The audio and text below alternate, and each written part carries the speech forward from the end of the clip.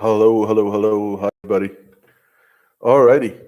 Okay, we're 1 minute before supposed to kick off. How are you guys doing?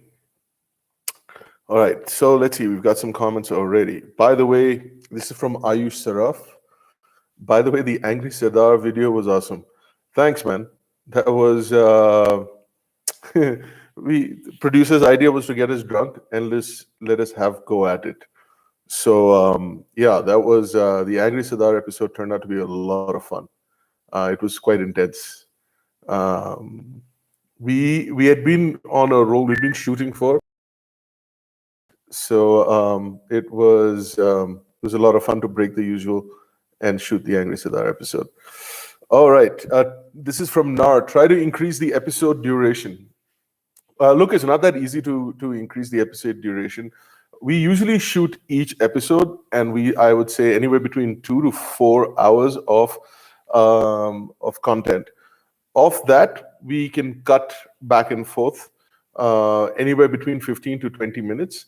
Um, Now, according to the algorithms, under 20 minutes is supposed to be the best way to shoot, or the best format to shoot it in. So yeah, that's sort of we're limited by that issue.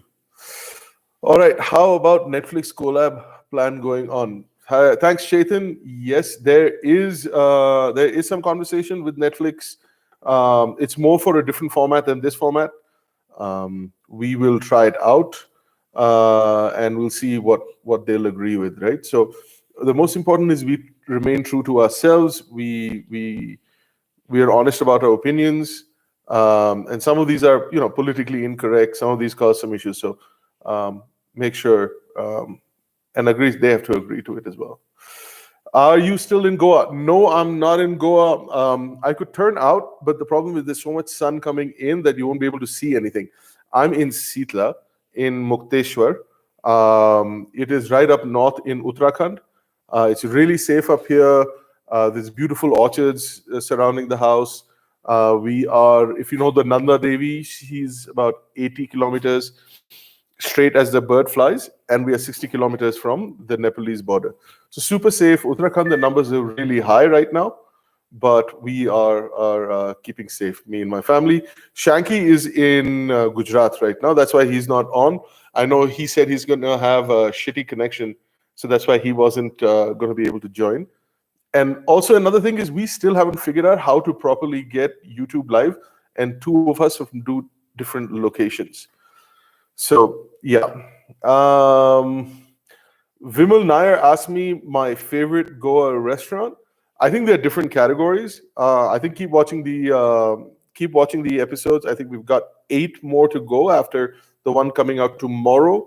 Tomorrow's episode is on Black Market, which is in Panjim. Excellent place. Check out the review. And then I think towards the end of the season, we'll be able to give you guys a little bit more. All right. Mithil, wow, we're getting on with this.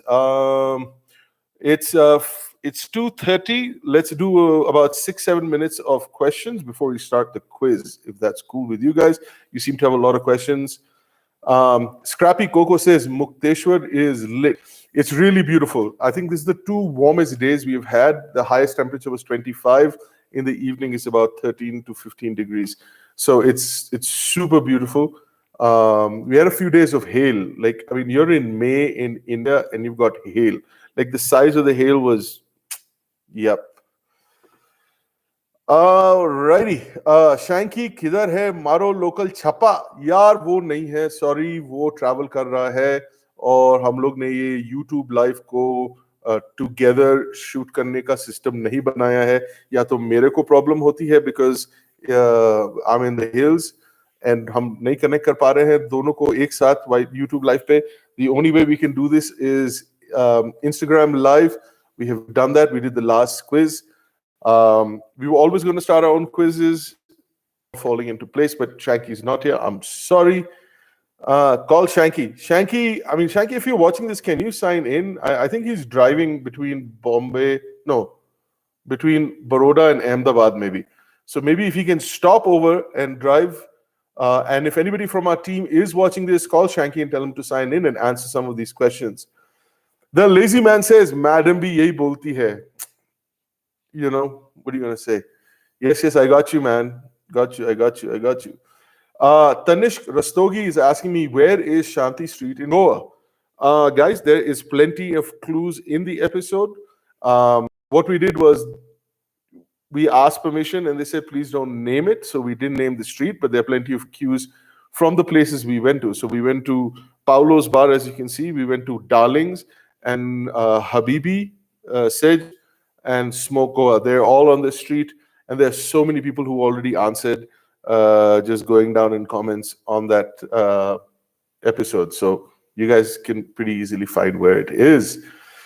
Are you still? This is from Neeraj Chauhan. Man, you guys really ask these investment banking questions. Are you still an investment banker or just food videos now? I am an investment banker still. I still look at investments. I still look at whatever investments we made, which are mostly in the US.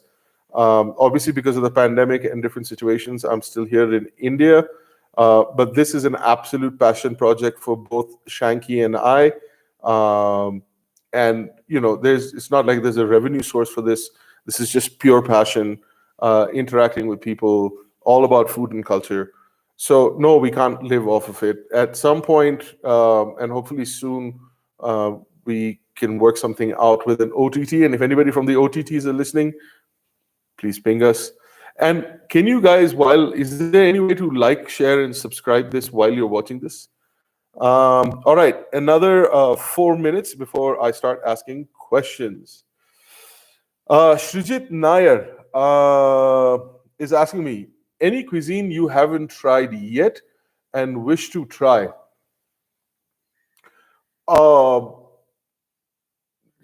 It sounds odd, right? That's a good question. It really sounds odd for me to say what I'm going to say next. I think I've been lucky enough to try quite a lot of cuisines. Right on the top of my head, I can't really think of something. If you guys can something very obscure, comments, and I'll try to figure out if I've had it or not. Yeah, all the way from Australia to some of the little Micronesian islands. I've been lucky enough to even travel there. European cuisine, pretty much all. Asians, I think I've covered all. Yeah, I'm trying to think of something. Africa, I'm sure there are very micro-regional cuisines and foods that I probably haven't tried. And I would love to. Now, you don't always have to be in Africa to try African cuisine. If you are where there's a big diaspora, my mom and dad live in Houston, in Texas. And because of the oil industry, there's quite a large African diaspora living there. And when I say African, it's South African, it's Central West African. So you get to try stuff. When I get home, I get out to these restaurants and try. In Hong Kong, there's a few places in Chungking Mansion. Anybody from Hong Kong? What's up? So yes. Nar asks, how is Gagan? And share your experience. Okay, I'll make one of the last few questions I answer pre-quiz, then I'll answer some more after that. Gagan in Bangkok, I think the restaurant has changed now because there was some drama between, you guys can look it up. There was some drama between him and his partners. I had a really good time hanging out with Gagan just at his restaurants. It was a friend's birthday. We all flew into Bangkok for this, and it was sort of just bankers sitting at this chef's table. So Gagan spent a lot of time with us, explaining a lot of the food, having a lot of chatting with us, and we all went out drinking afterwards. And other than that, I'd been there twice. So let me put it this way: we ended up eating about 26 or 27 dishes, and out of those 26 and 27, I would say like 30 to 40% were just next level. It was like just excellent. It was something I hadn't tried. So you're always surprised and you want to learn more. It was that. I would say another 30% of the dishes was something familiar but in a new way. So that was really nice. So it was generally a really good meal. And there were a few things I thought were a little bit, how do I put this? It's an overreach. Maybe you didn't need to go that far, but you did. But that's okay. A great chef like this who has started a movement within the Indian food culture. It's an amazing thing for what Gagan has achieved, and he'll keep achieving. We actually have a very close friend, one of Shanky's closest friends, who used to work there, and then she went on to start her own establishment called Garima Arora. I think she was Asia's best chef last year or a year ago, or 2 years ago. So yeah, Gagan is where a lot of this started. So yeah, good meal, few misses here and there. Alrighty. Sir, can we expect a collaboration with Rocky and Mayur? Sahil, you got to watch our previous episodes, my friend. We did have a collaboration with Rocky and Mayur in a Tamil Table in Asagaon in Goa. Excellent meal, excellent company. And to a lot of people that keep asking us about the Rocky and Mayur collaboration or Rocky and Mayur, you must understand Mayur has become over the last year a really, really dear friend of mine and Shanky's. He lived very close to me where I was staying in Goa. I keep in touch with him almost daily. I think it's pretty much daily, maybe 2-3 times I'll talk to him. He's a really beautiful, beautiful soul. And we love doing a collab, and maybe we'll do some more down the road. Okay, all right, guys. I know you guys have a lot of questions. So can we pan down the questions? For now, I'm going to start asking questions for the quiz. Now, the winner will go through whoever answers the maximum. In some questions, there are two parts to the question or two answers to the question, and those are worth 2 points. So every question, either 1 point or 2 points, whoever gets the maximum point. This is not a collab quiz like we had last time. We're going to send out a bag of TBF merchandise. For those people who have been asking about TBF merchandise, yes, we are getting our shit together. It's the middle of a fucking pandemic, people. It's we've gone through a couple of revisions. We're getting there. We're designing more stuff, and then it's going to be out. But the winner is going to get a bag of merchandise from us. TNC apply. I mean, if you're joining in from international, then perhaps a big air hug from us. Okay, so on that note, I actually have this. I was trying to figure out how to do this quiz online and project it online. I did figure out how, but then I screwed something up. So I'm going to ask the questions. It's going to be verbal questions. I want you guys to write the answer in the comments. You're going to be judged by what you write. Spellings don't really matter unless it's egregiously wrong or something too fucking crazy. So here we go. Folks, remember, it's a live session, but it is a live quiz. And we are now starting our quiz. One quick thing before we start this quiz. Every single question is related to an episode from The Big Focus, Season 1 and Season 2. It may be directly related to an episode, a host, or some of the food we have eaten. So if for some reason somebody's not able to find out any answer here, you can always go look up our episodes. All right, here we go. It is now 2:43. I'm going to ask the first question, right? Where is falafel originally from?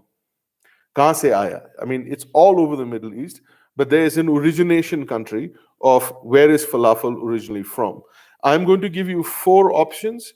Think very carefully, right? The 4 options are Palestine, Lebanon, Egypt, and Iraq. So, once again, where is falafel originally from? Options are Palestine, Lebanon, Egypt, and Iraq. Now, I see a lot of answers. A lot of them are correct. And there's so many answers because there's so many of you on here that we'll have to scroll back and figure out who said it first.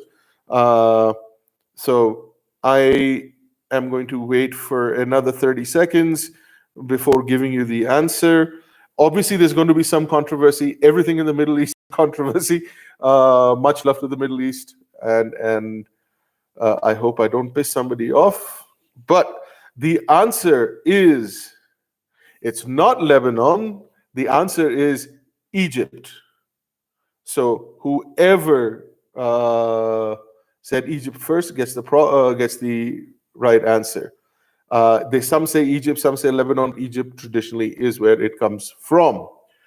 There we go. Okay. All right, that was the first question. Thank you guys for playing. That's a lot of intensity in the answers. Yep. Some people are like, "What the fuck?" Blah blah blah blah blah. Yeah, sorry, it's not. We don't make this up. This is where it is from. Now, if you ask a Syrian where it's from, they'll say it's Syria. So we're just gonna go with what widely is connected. Oh, a lot of people are saying F F F F F. I don't know what that means. All righty. Okay, so getting ready for question number 2. All right, I'm going to do this from my phone. I had written everything down and wanted, but anyways, I'm going to do it from here. All right, this is again, this is from one of our episodes. The clue is in the episode. The traditional cut for a Brazilian churrascaria style steak is called what? Again, the traditional cut in a Brazilian churrascaria, which is basically a Brazilian barbecue. And there's a few restaurants. Boteco is one. I see some answers already, and I think somebody's already got it right, but I'll give you the options. The traditional name is, the 4 options are cobrito, arroz, picanha, and butifarra. So the 4 options I've given you is cobrito, arroz, picanha, and butifarra. And I see a lot of people writing rump. You are indeed correct. The English name or the cut is the rump. It should always be rump. But somebody is, I think almost everybody here I can see. Whoever's put arroz, folks, in Spanish means rice. So it's not arroz. Butifarra is a Spanish sausage. It's a really big sausage. So it's called a butifarra. I love that name. Cobrito, actually, in Spanish, I think it means goat. So the answer is picanha. And I think a lot of you got it right. So yes, it's picanha. Cool. We're getting there. Question number 2 was, answer was picanha. All righty. Okay. Now, this is from one of our episodes in season 1. And before I get to answering the question, everybody's asking me triple Sichuan fried rice. Thank you. Shanky's missing for that one. All right. Okay. So, guys, question number 3. Which northern Thai dish, thought to have originated in Myanmar/Burma, did we love at our favorite Thai restaurant in Bombay? Thai dish, which is originally thought to be from Myanmar, which is also Burma, is something we really loved. And I will tell you what, there are 2 points here. If you can name the dish, which a lot of you have already started putting in, and what was the name of the restaurant. So 2 things. Now I've already seen almost all of you have the right name. What is also the name of the restaurant we were at? I haven't seen anybody put that in. It is Thai food. And yes, it is khao sui. And boom, there we go. We finally got a name of the restaurant. So it was khao sui.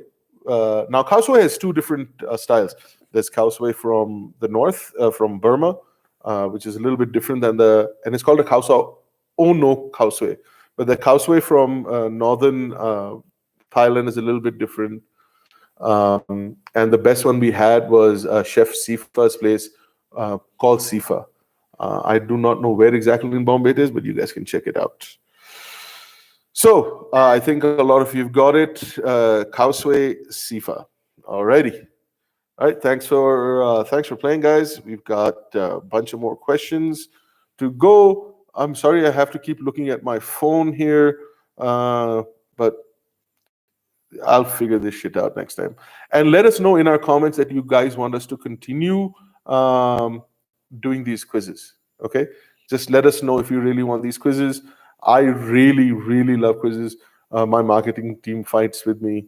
Um, Whatever. Let us know if you want us to keep doing this. Okay, so next question. Okay, again, this was a dish we had at one of our. I think it was one of our first episodes we did in Bombay.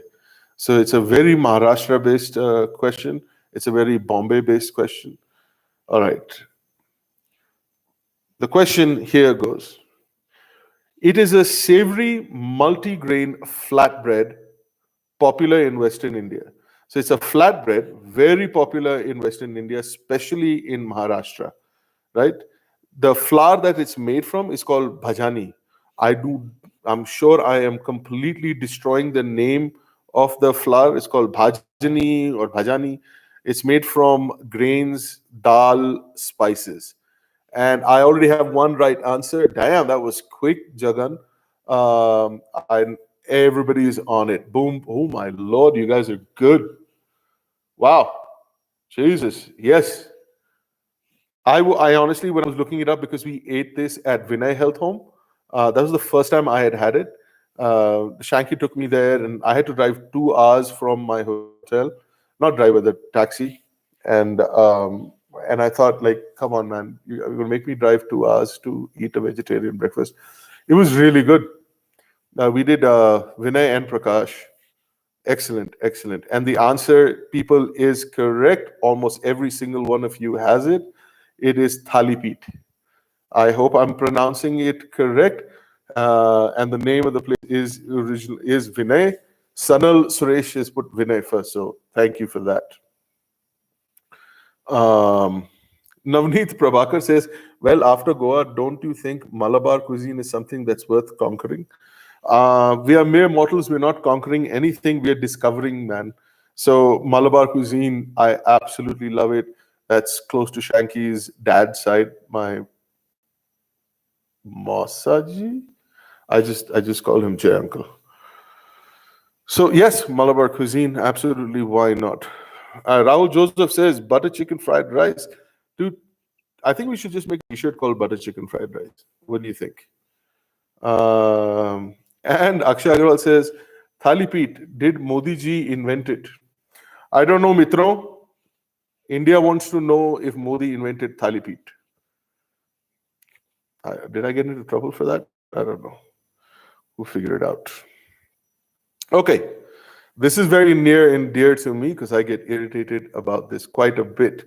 So, Viral Bhuptari says, shout out to Jay Uncle. Shout out. Hi, Jay Uncle. Thank you, thank you, thank you. I'm sure Shanky. Hey, Shanky is like buzz. Is that your friend Shanky? I see Shanky's on here. Sorry for that. Okay, next question.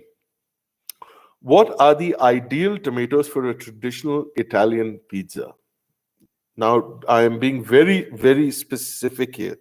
What are the ideal tomatoes for traditional Italian pizza? So now, obviously, anybody can put different ones, but there's an ideal one. I'm going to give you 4 options. I see somebody said cherry, somebody says from the big basket, sun-dried tomatoes. The 4 options I'm giving you are alla romana. Alla romana, they're lightly small and they have a little bell shaped underneath them. There's alla romanas. There is San Margarita. I'll put that as an option. Calabrese. Calabrese. And the last option I've given you is San Marzano. So San Margarita, La Romana, Calabrese, and San Marzano. So I already see a lot of people answering the questions. Thank you. I like the way before I could give you the options, a lot of people like boom. So we have a serious bunch of hardcore foodies on here, man. Fucking super sexy. I love it. And yeah, the answer is San Marzano, and I'll try to explain why San Marzano is so like. So the San Marzano area is right by the Vesuvius. The Vesuvius is, I think, a fairly dormant volcano, or maybe it's not. I need to fact check that.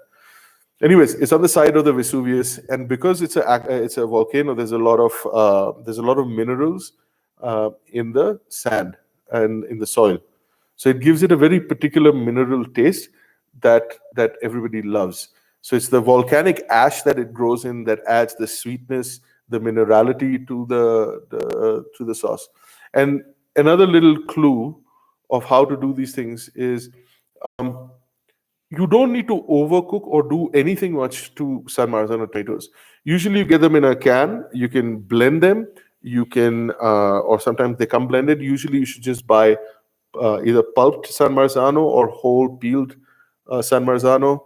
You just grind them up and go straight over the pizza. Maybe you can add a little bit of salt, maybe a little bit of basil, but you don't need to cook it, right? Less is more in really good Italian food. So, yes, San Marzano. Viraj Nayak says, I am a geologist. As a geologist, please explain why. Thank you for that. Then now somebody's asking me, why don't we explore the local cuisine of Maharashtra? Why not? We will.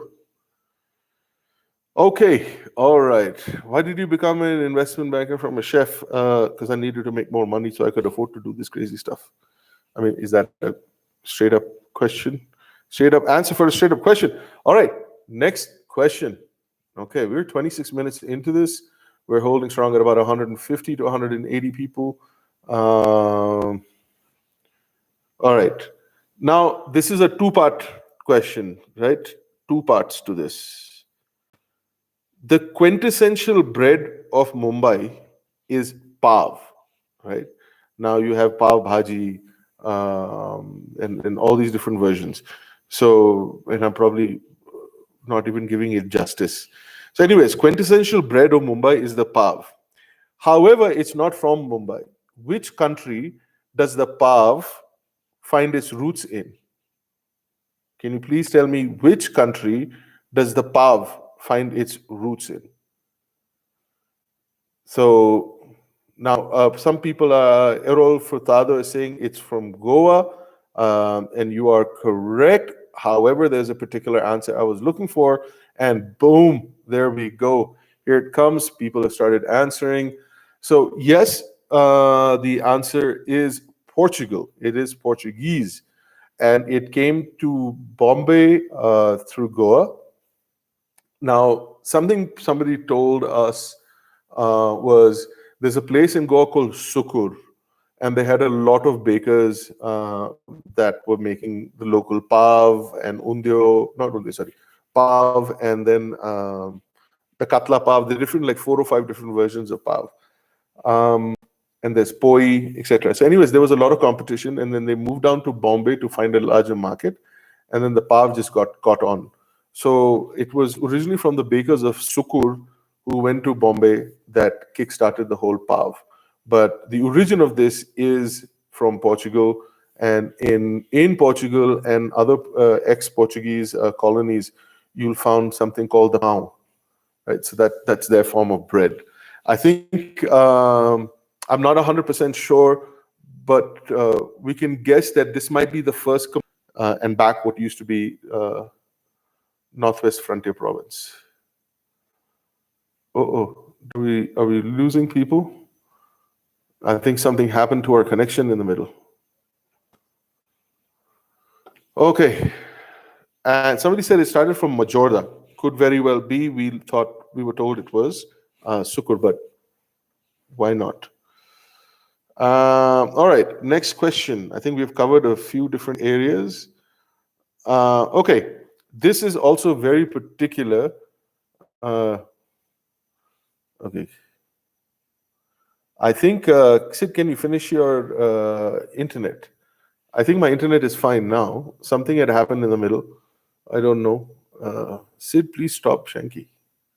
I have no idea what's going on.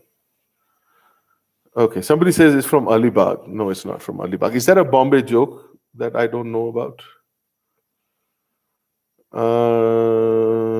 All right. Okay. Now, another question from our first season. Dash is a traditional Maharashtrian beverage that comes with the refreshing goodness of buttermilk and yogurt or shrikhand. So, buttermilk, yogurt, or sometimes it's substituted with shrikhand. We had this dish in our first season. You guys are all over the place. I see Sunil Prajapat put the first answer down. He was correct. I'm going to let everybody answer. I think it's a 50-50 from the breakdown in the answers. We got a few. Yeah. There we go. All right. It's going. We're half divided. I'm going to give it another 10 seconds to for people to answer because I think there's a lag. I don't know if somebody can answer if there's a lag between me talking. This is the best internet I'm going to get here. So, all right. 10 seconds are up. I'll give you the answer. It is not gulab jamun. It is not soul curry. It's not Campacola. It is Piyush. The answer is Piyush. We had it in Prakash. It was really good. It tasted like a very liquidy Shrikhand. Both Shanky and I have certain roots in Mau in Madhya Pradesh, and Shrikhand is a big part of the diet there. But it's like a really liquidy Shrikhand. Arvindan Vasudevan says Shrikhand is a dead giveaway. That is true. It is a complete giveaway. Hello Bullock, hello. Ivy League College? Yeah, I did go to an Ivy League college, but that's got nothing to do with the show, my man. It's a famous Dadar place. Yes, it is.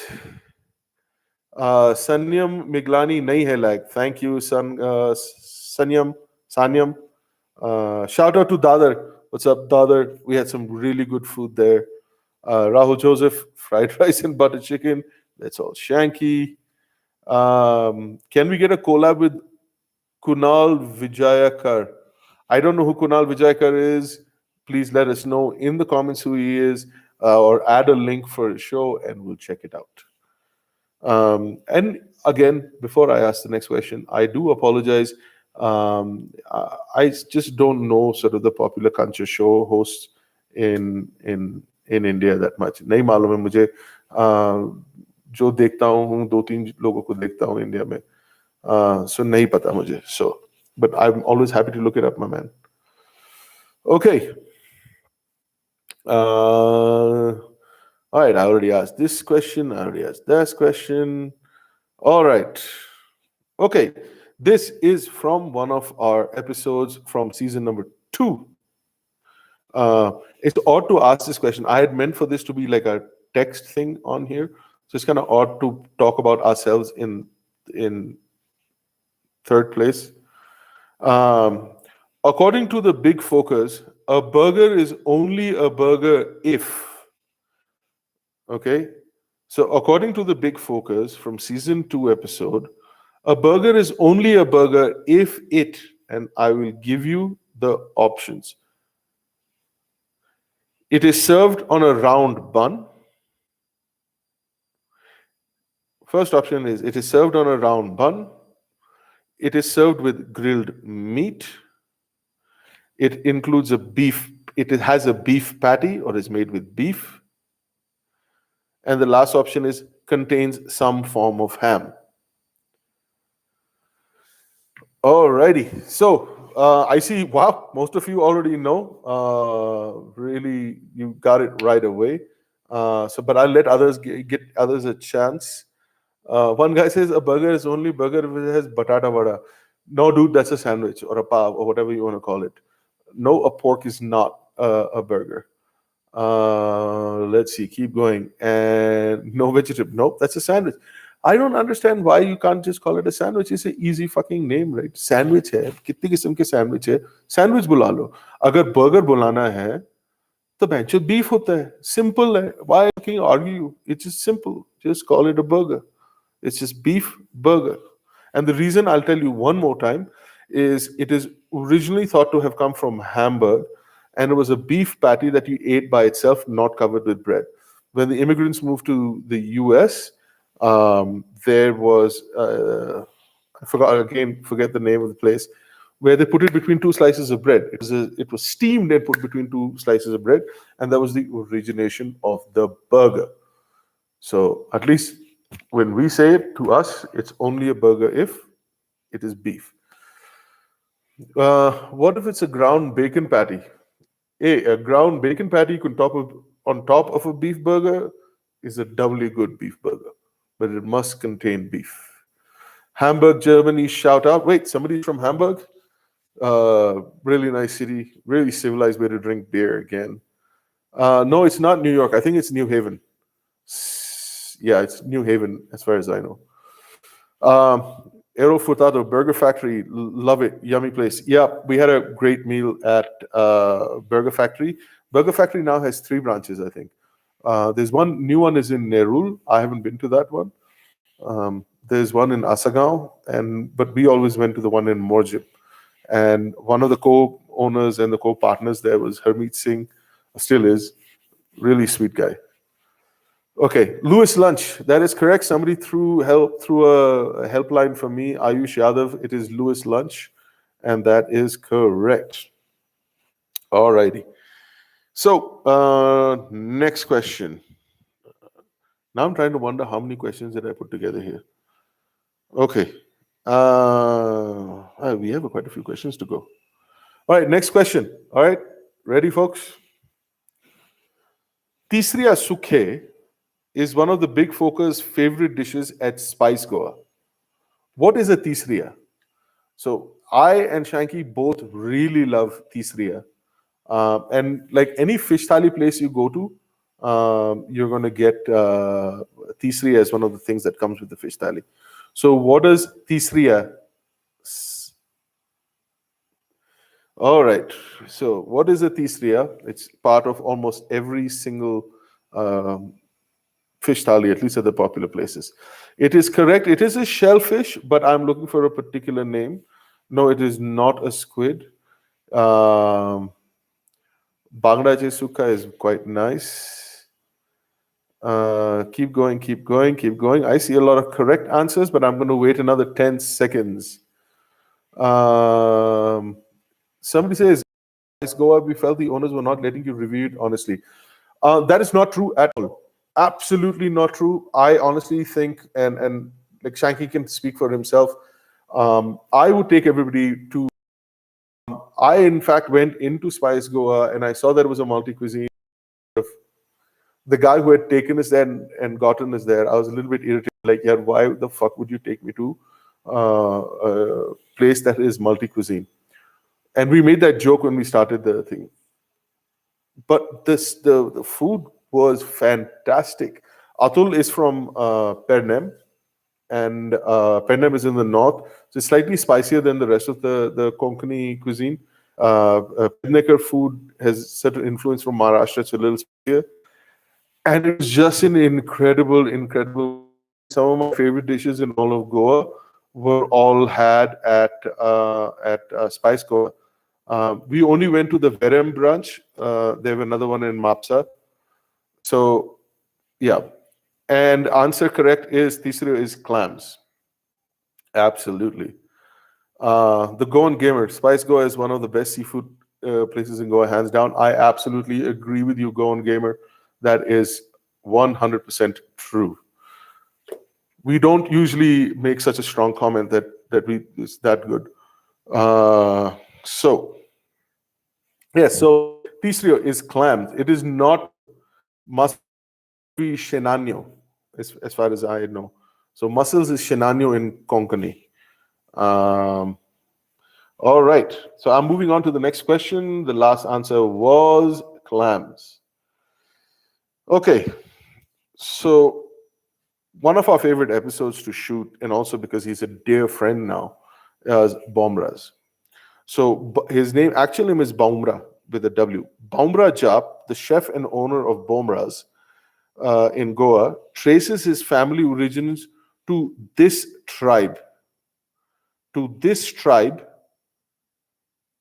and the people of this country.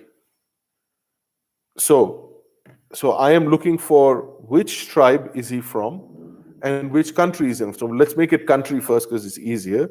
Where is Bom Rajab from and which tribe does his family belong to? So I've got, first answer is, there are quite a lot of wrong answers. I've got a country, and I am looking for which tribe. I don't have the tribe yet. Yeah, that's a hard question. Yes, it is. I've got the right tribe now. Jinesha Tandel put the right tribe. We've got a lot of the country right. First person to have both of them right is, I think, Ayush Yadav. I'm going to let this go for another 10 seconds so that people can keep throwing things in. Thank you for that.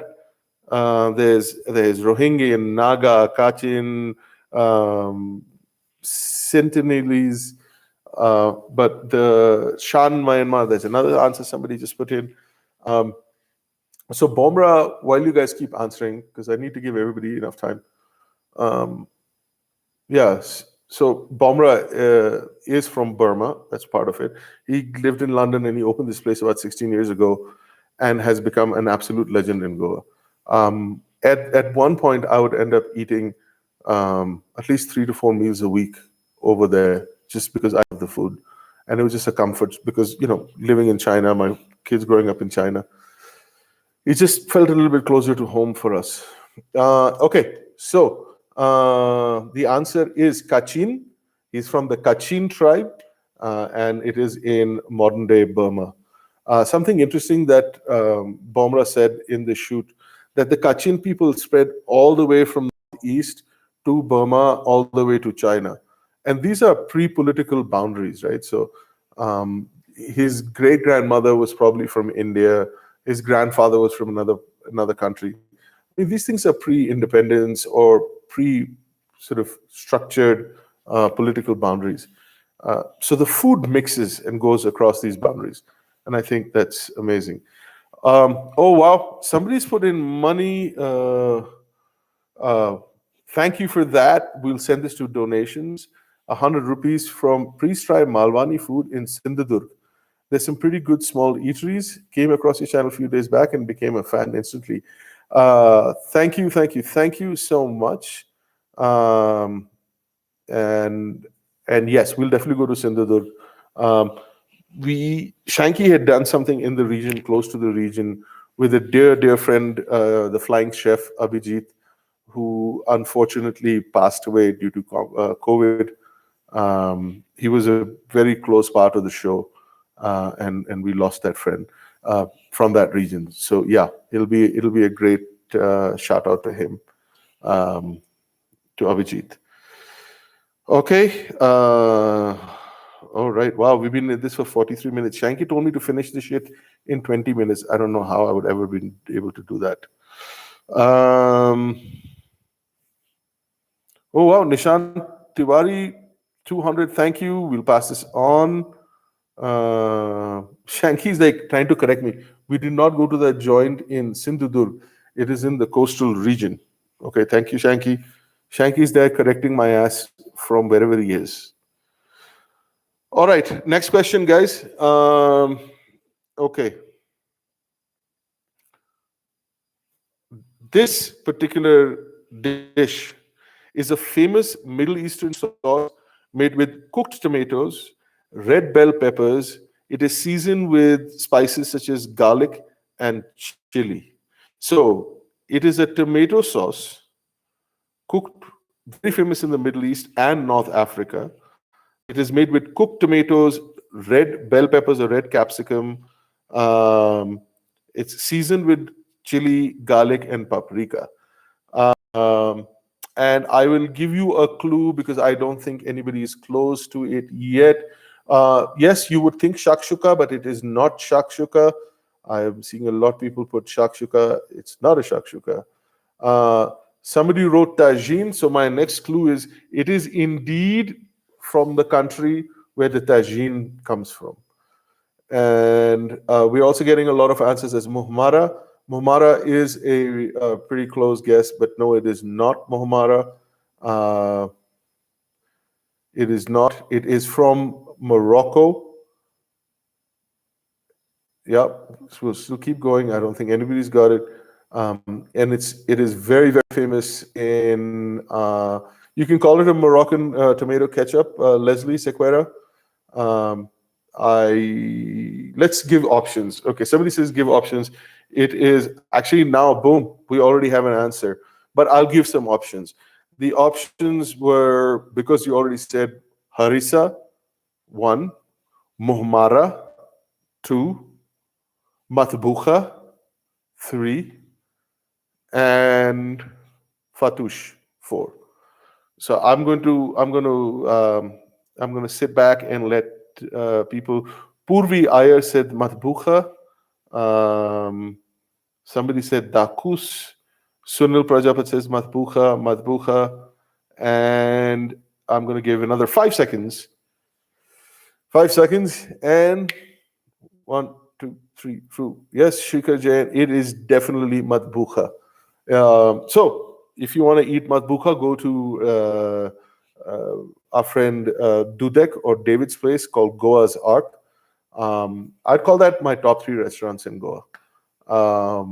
Yeah, definitely. Just we loved our shoot there, and by far the entire shoot team, production team, which is like 9 people, almost everybody loved Goa's Art the most. Sohail Karim, have you had exposure to African cuisine? Yes, I have. My dad's lived for 8 years in Angola and then 6 years in Senegal. So I've visited him. I've traveled to North Africa. I've traveled to South Africa, to Namibia. So yes, so we've have you tasted shish tawuk? Yes, I'm not a big fan of chicken. I think chicken, like if you're eating protein, you might as well save it for the red meat. That's just my personal opinion. You need not follow that.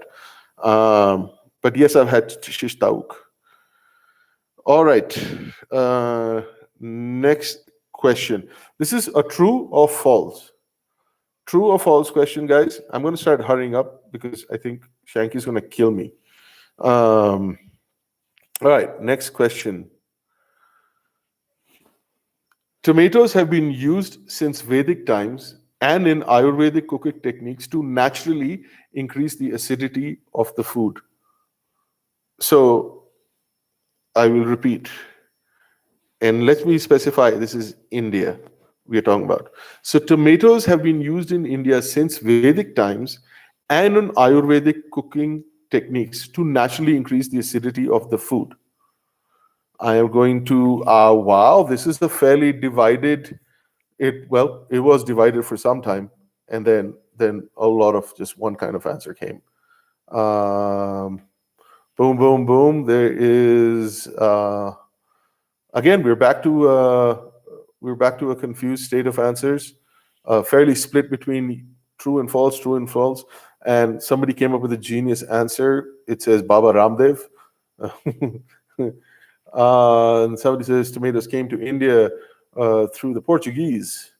Portuguese. It came in the 17th century. Somebody says it's true. And Sunny Hiwale says, let's revive India's economy today. And how is Luanda? I've heard it's very expensive. Before I give the answer, Luanda, until 4 years ago, was the world's most expensive city. And it is absolutely fucking insane how expensive it is. This is all important. And you must give me the answer. It is false. A lot of you guys are right. It was the Portuguese that brought tomatoes to India in the early 17th century. And it was not, yeah, I think it took it up to the 18th century, where then it started growing all over India. So it's about early 17th century, and it took about an entire century for it to just grow. So the answer is false. It is not part of traditional Indian cuisine. But what a great addition, right? Like, this is what happens with trade and in some cases invasions in history.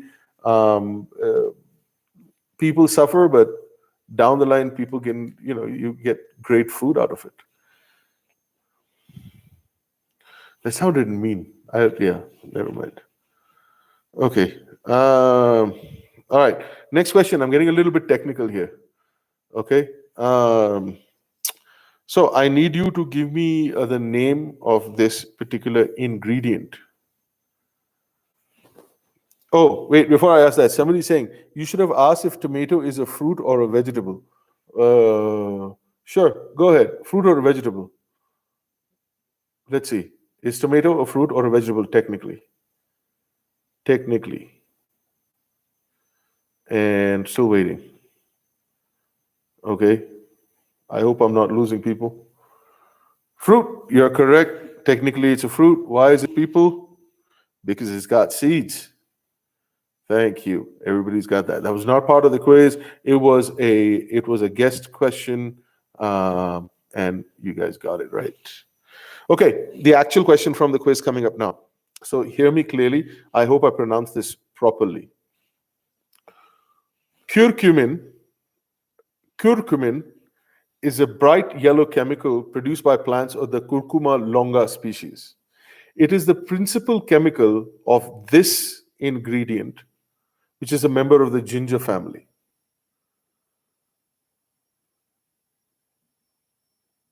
All right. Somebody's asking me not to ask stupid questions. Is that Shanky again trying to give me instructions? Okay. It was a stupid. All right. So curcumin is a bright yellow chemical produced by the plants of the Curcuma longa species. It is the principal member of this ginger family. And I'm going to not have to wait very long. I think everybody's already got the answer, outside just one or two. No, it is not galangal, my friend.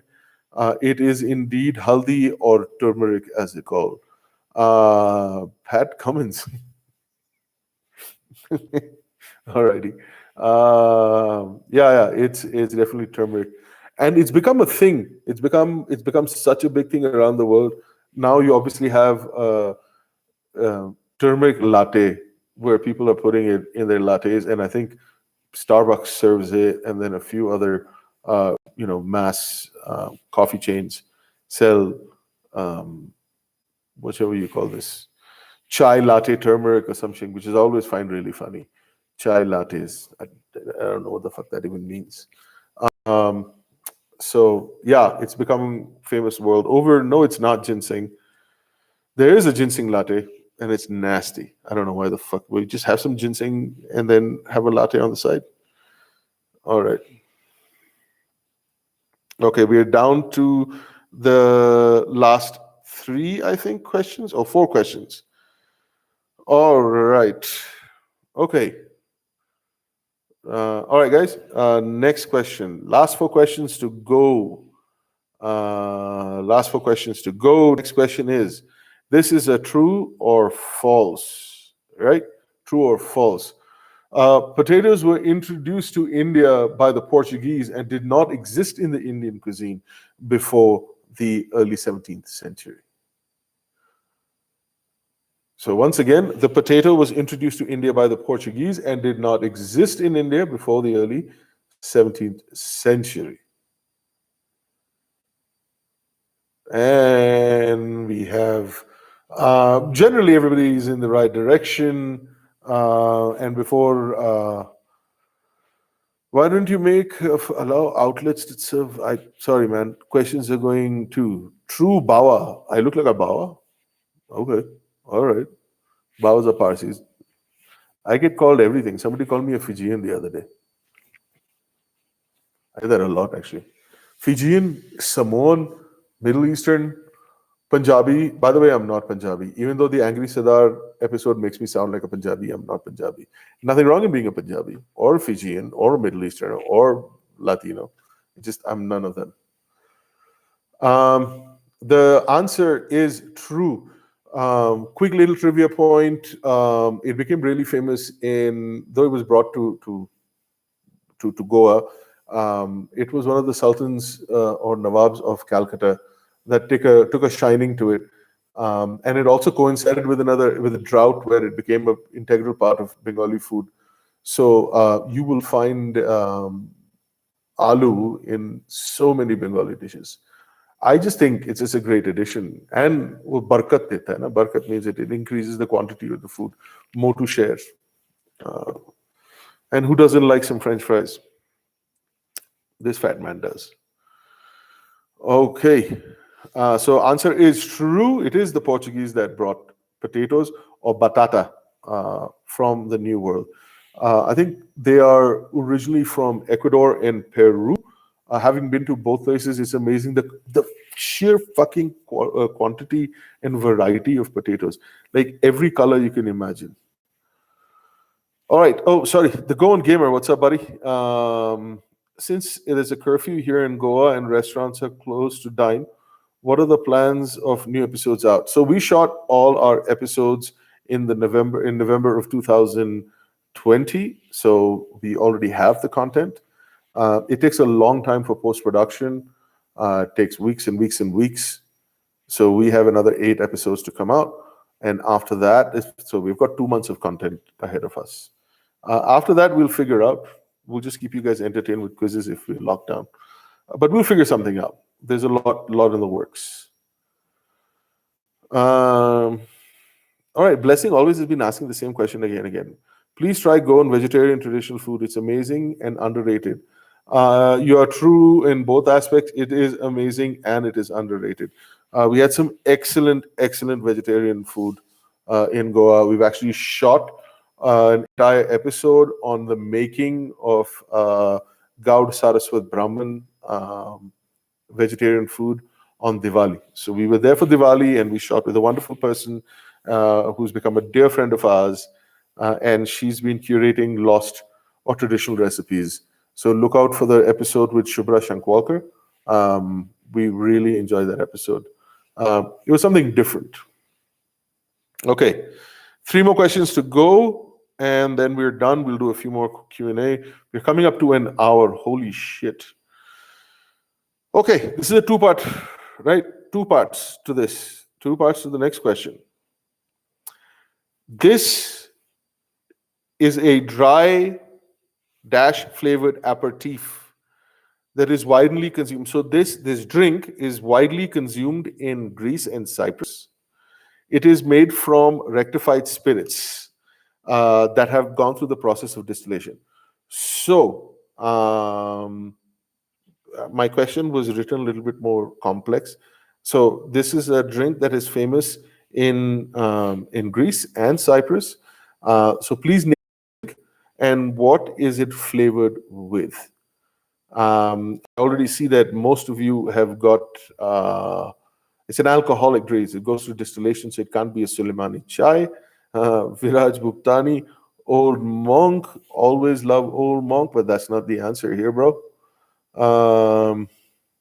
Keep going. I'll answer some questions. Viral Bhuptani, Peter dislikes you. I don't give a fuck. Then do try berry pulao biryani. It's amazing. It is absolutely amazing. I made a tadig, which is like a Persian thing, Irani kind of biryani thing. I'm going to move streaming in and my computer is going to overheat. Alrighty.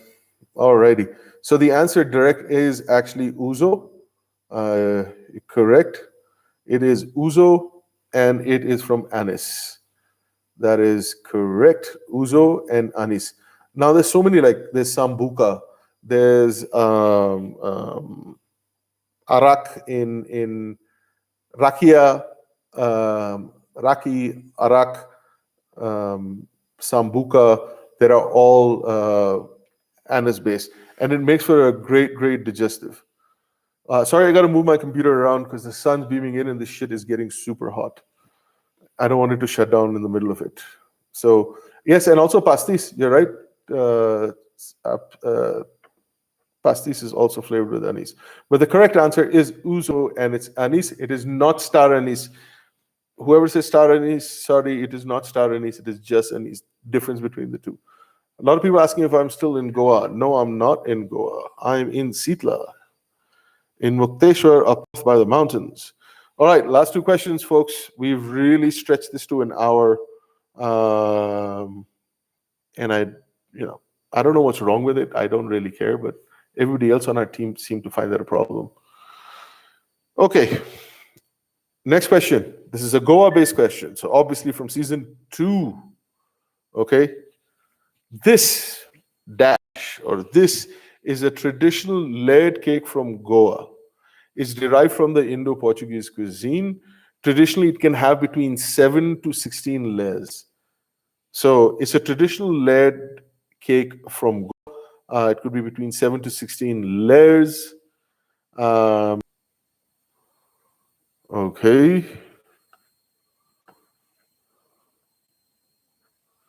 All right. I think I lost you guys there for a second.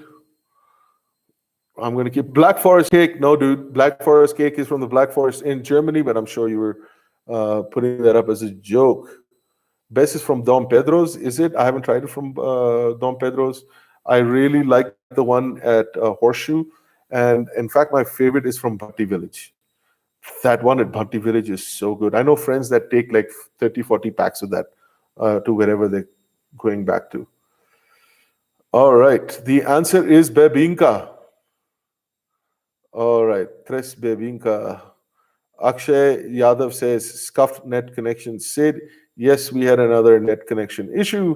We are unfortunately where we are. I can't do shit about it unless I'm going to pay for a tower myself. In fact, the tower is not too far from where we are, but sorry, man, I don't know what to do. It keeps getting fucked. So yes, before the last question, have you tried Wagyu beef? Yes, I have many, many, many, many times. I've had A5, A3, A4, A5 being the best. Yes, it's good. But to be honest, you can't eat a lot of it. You have to have it in really small, small amounts because it's like taking a spoon of butter. Yeah.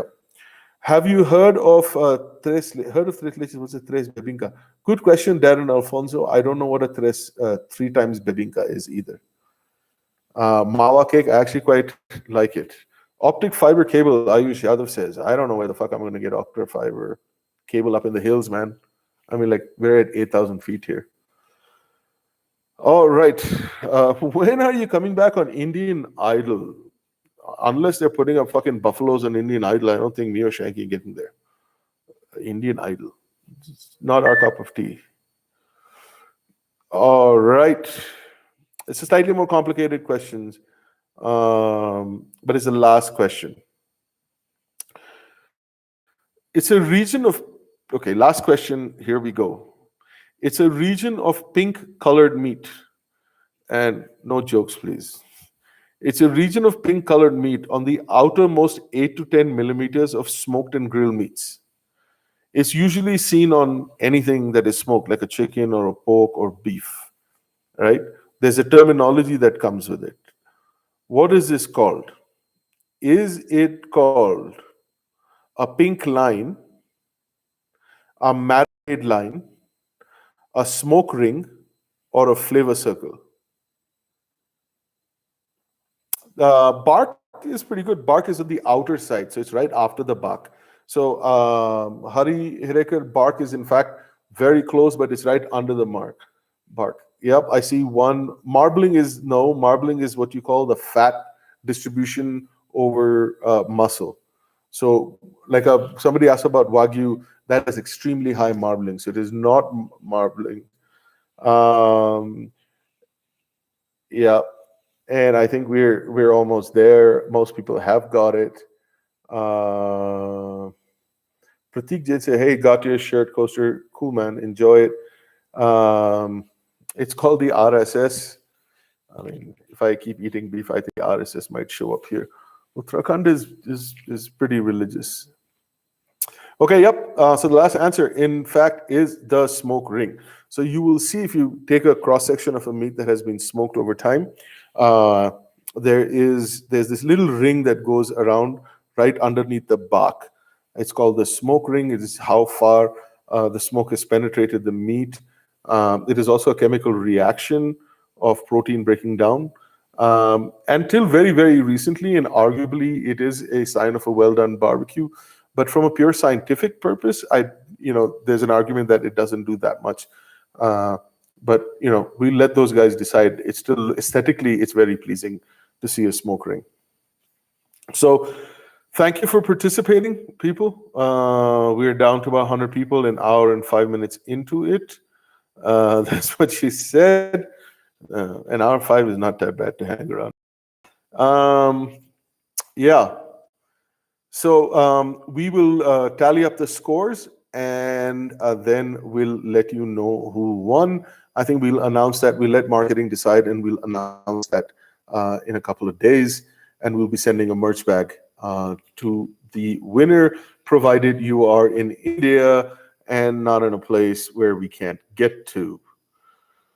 Okay, all right. So it is 1 hour and 6 minutes. It's 3:36. I will do 4 minutes or maybe 5 minutes of Q&A before I close this down. And put in the comments, not just here, but in the comments when this video comes up, if you want us to do these quizzes again and again. Oh, lovely question. Ayush, what are your views on controversial meat like ortolan and duck liver? Okay, I'm a big fan of duck liver. Foie gras, I just love it. Yes, it's a controversy, but it's also a way of life. I'm definitely siding with the side that does sustainable harvesting of duck liver. When I mean sustainable, it's not factory farming. I do not like meat from a factory farm, mostly for the moral reasons of just how the animals are treated. So not a big supporter of that. But sustainably harvested duck liver, absolutely love it. Ortolan, I actually had ortolan when I was in culinary school and I was in France. I think it's seriously overrated, and I don't think it's cool anymore. I was intrigued and tried it. Now, if everybody's just intrigued and tries it, you'll wipe the entire population of ortolans, or those little thrushes. It's just a little thrush of a bird, and it's about this small. And they say that you cover your head in a tablecloth so that you can hide your guilt of eating something as delicate as an ortolan. And I think maybe it's just not okay to have that anymore. Not cool. Okay. All right. Great show, Sid. Would love to see future interaction as well. Hope the TBF team agrees to this viewpoint. Cheers. Some things I can do push around. I can push my weight around, and I have plenty of weight to push around. So hopefully we'll get that. Ajinkya Kadu, the Shanti Street video was fantastic. Keep up the good work, Sid and Shanky. Thank you. It's not just Sid and Shanky. It is also producer and the entire shoot team that is part of it. But thank you. Thank you very much. Any plans to cover Indian rural areas where the real Indian food lies, isn't it? Absolutely. Absolutely. So I'll tell you why we haven't covered it yet. We just started, right? This is just a new show. We wanted to get Bombay because it gets the eyeballs and gets people interested, because there's, people see something that they recognize and they automatically go watch it. So I think the idea is to establish enough of a follower base that who first see you as something that they've tried, so from Delhi or get the metros, and then take them on the journey to the rural areas where you discover together we would discover more. Escargot, I love escargot. Yeah, it's really good. I mean, if it's really well made, then I'll have it. Otherwise, like, they don't clean it properly, and I don't like it that much then. But if it's a well-made escargot, absolutely. Video on the best breweries in Bangalore. Absolutely. I can say with some certainty that Shanky and I are both not much for beer, but if that's the only booze around, we'll definitely have it. How about original recipes as NFTs? Would you buy it? That's a really, really good question. NFT for a original recipe. Finding original certificate or proving that the original certificate should be given to the person that came up with the recipe would be very, very difficult, because every recipe is a combination of many factors. Um, right? And now something, for example, if it was like the truffle soup from Paul Bocuse, who created that particular dish, then of course you can put an NFT around that. But generally that doesn't happen, right? There are a few, like like let's pick something in India, tandoori chicken. Mr. Gujral from Moti Mahal, sorry, for the butter chicken, Moti Mahal could lay claim, and they do have the right to lay claim to it. But it also came from Peshawar. There was an origination story there. So NFT would be a little bit difficult, but yeah, why not? Darren and Folso, Dogecoin. There's a lot of Dogecoin questions. Dogecoin. Hey, I tell you what, I played the push on Dogecoin, and I got out at the right time, just before Elon Musk went on Saturday Night Live and pretty much trashed everything that he had been hyping. But it is a purely speculative fun play. It's just stupid as fuck. Just have fun with it. Play with money that you can afford to lose. Like, go out and drink and fuck it up. All right. Do you watch Food Lovers TV on YouTube? No, I don't. A lot of questions about Food Lovers TV. No, I don't. Somebody told me to watch it last time. I tried to watch it. It's a little bit different than what we do. It's just that's not something that I enjoy. He's a great host. It's not our style. He's more, he's doing his thing. We're doing our thing. Do you like Daulat Ki Chaat? It's fucking foam, man. Like, Daulat Ki Chaat, wo thoda fancy naam bana diya hai. Daulat Ki Chaat. Like, I've had it in Purani Delhi, not in Lucknow. I think it's a little bit overrated. Nothing wrong with it. It's a part of our history. It's part, like, it's a culinary marvel of our history, but I think it's a little bit overrated. Italians say never trust a skinny chef, and they would be right. Though most people in Italy are kind of skinny. Patanjali coin is the cheese. Is there a Patanjali coin? Does it smell like cow piss? Any pro tips on fish curry? Keep watching our episodes. All right, Dogecoin again. Good lord, people in Dogecoin. Mark Weens. I'll tell you what, Mark Weens, that other guy, Trevor, they're great in finding out places. They've got such a massive community of millions of people that follow them. They let them know where to go and what to eat. But that expressive, like formulaic, expressive, like this whole shit, I don't fucking get it. It's annoying after 5 minutes. Great food, just can we stop with the fucking neck breaking, Cirque du Soleil of food bullshit? Sorry. All right.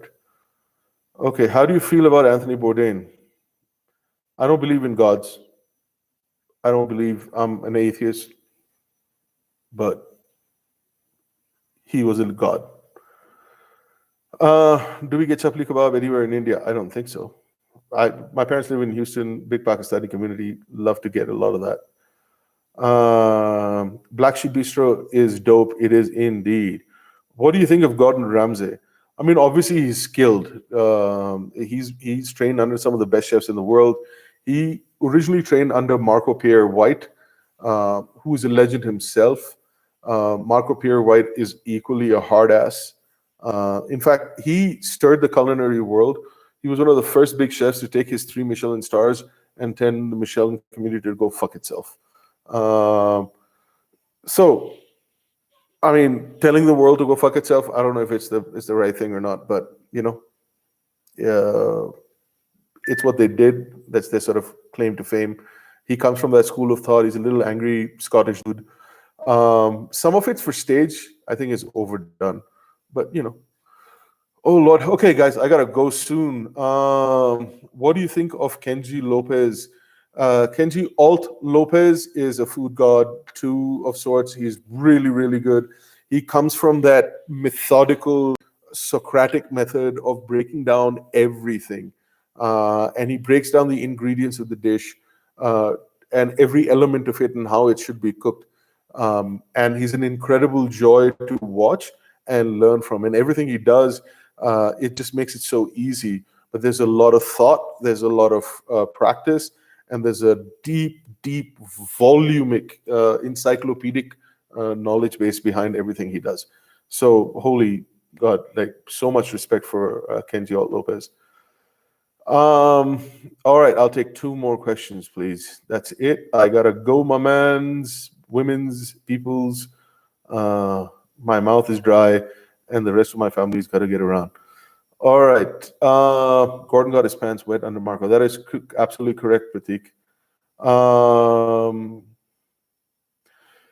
Okay, just this last question. This is going to be: have you ever?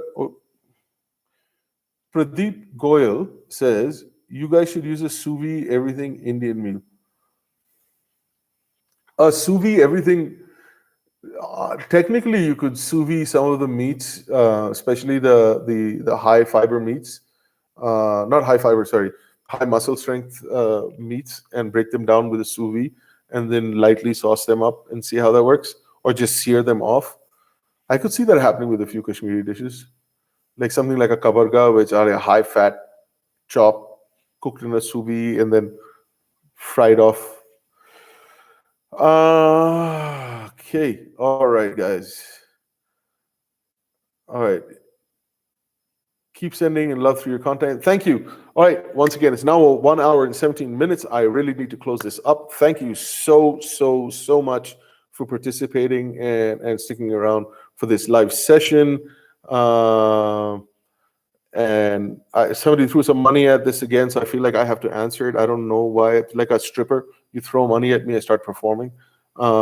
Thank you for the 40 rupees, Rahul. We'll send this to forward to the donations.